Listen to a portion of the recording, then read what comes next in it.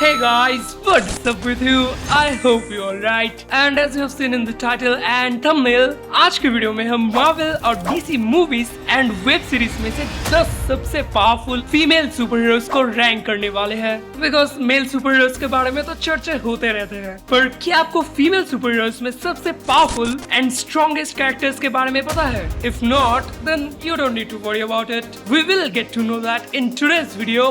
So it is going to be pretty interesting. और वैसे भी हमारी छोड़िया छोड़ों से कम है कि तो देर किस बात की? Let's just get into the intro.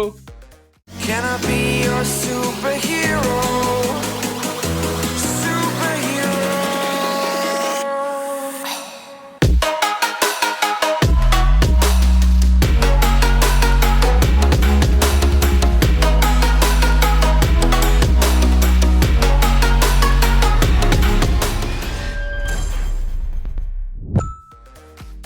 Number 10, Mera. Aquaman movie में मीरा सिर्फ आर्थर की लव इंटरेस्ट ही नहीं थी, बल्कि मीरा एक रॉयल सिविलियन वॉरियर और एटलांटिस के सबसे काबिल फाइटर्स में से एक थी।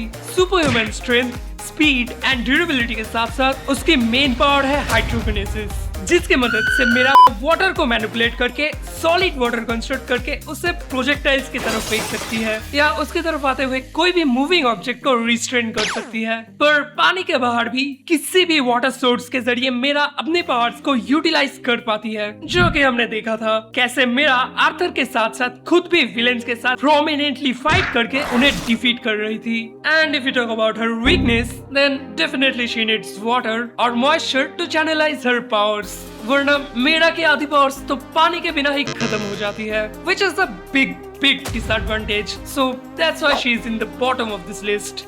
Number 9, Raven, also known as Rachel Roth, is the daughter of Trigon, जो कि DC Comics के सबसे पावरफुल इंटरडाइमेंशनल डीमंस में से एक है। और ये एक बहुत ही क्रूशियल रीजन है रेवन के लिमिटलेस पोटेंशियल के पीछे। अगर हम रेवन के पावर्स की बात करें तो उसके पास है telekinesis, telepathy, soul self projection, dark energy manipulation, teleportation and portal creation, energy projection with a lot more magical abilities.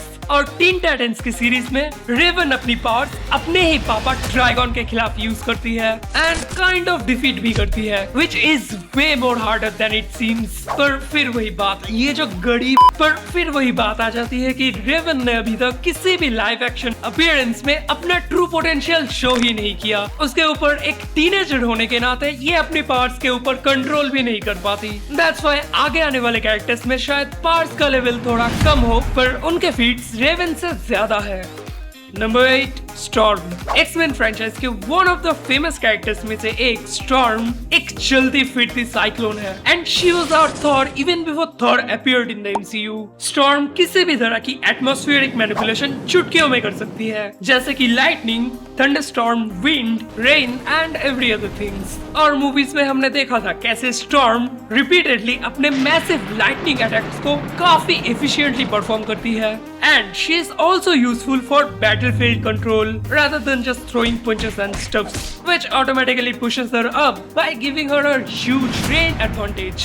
But movies में Storm को काफी nerf down कर दिया जाता है situations के according, because of which हमने Storm को काफी सारे fights जीतते हुए तो देखा है, पर अभी तक live action में किसी भी significant character के against कोई भी feat achieve करते हुए नहीं देखा।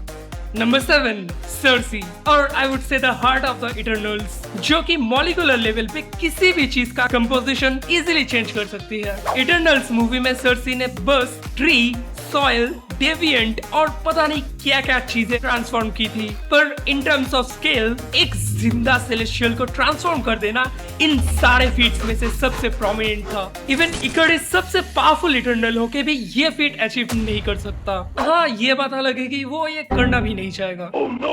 और उसके लिए जिंदा रहना भी तो जरूरी है। But we have to remember one thing, that Sersi का ये सेलेस्टियल लेवल फीट यूनिमाइंड के एम्प्लीफिकेशन के हेल्प से ही पॉसिबल हुआ है।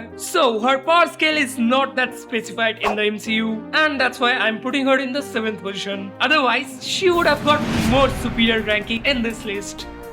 Number 6, Mighty Thor and Sue Storm. तो सू स्टॉर्म पे जाने से पहले if you talk about Mighty Thor, also known as Jane Foster, वैसे तो एक नॉर्मल ह्यूमन बीइंग है, पर ब्रोकन म्योनिर को हार्नेस करने के बाद इस पे थॉर के पावर्स आ जाते हैं and it's actually about थॉर्स magical spell जो जेन फॉस्टर को म्योनिर उठाने के लिए वर्दी बनाता है। और ये भी बोल सकते हैं कि थॉर के दिए गए वादे के मुताबिक जेन की रक्षा करने के लिए म्योनिर उसको खुद ही वर्दी बना लेता है, बिकॉज ऑफ विच जेन के अंदर Thor level strength, durability, flight, Mjolnir combat, weapon recall along with the main ability of channelizing lightning and thunder.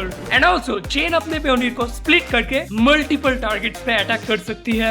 And if you talk about her feats, then यार मुझे नहीं करनी इस मूवी के बारे में बात, चैनल के लिए क्या क्या करना पड़ता है। तो जेन ने गॉड द गॉड बुचर के साथ फाइट की थी और वो इतनी कैपेबल तो थी ही कि वो थॉर एंड वैल्करी के अलोंगसाइड फाइट करके भी उनके बीच स्टैंड आउट कर पाई and that shows her extreme potential of combat skills. But the sad part is म्योनिर के साथ ट्रांसफॉर्म होने का प्रोसेस जेन की ऑलरेडी वीक बॉडी पे बहुत ही सीरियस डैमेज करता है और एक एस्गार्डियन ना होने के चलते उसकी बॉडी के इंटरनल डैमेज उसे एक ह्यूज डिसएडवांटेज देते हैं, because of which she ultimately becomes unalive due to cancer.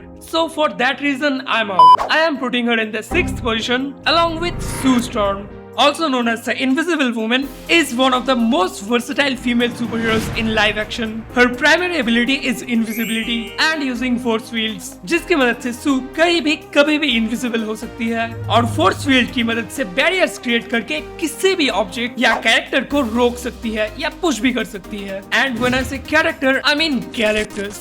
और पता नहीं क्यों पर ये बोलते हुए भी कुछ ठीक नहीं लग रहा यार. सू स्टॉर्म कैसे कैरेक्टर्स को ब्लॉक करके उसे इंटरडायमेंशनल पोर्टल में ढकेल सकती है. Oh my God, bro.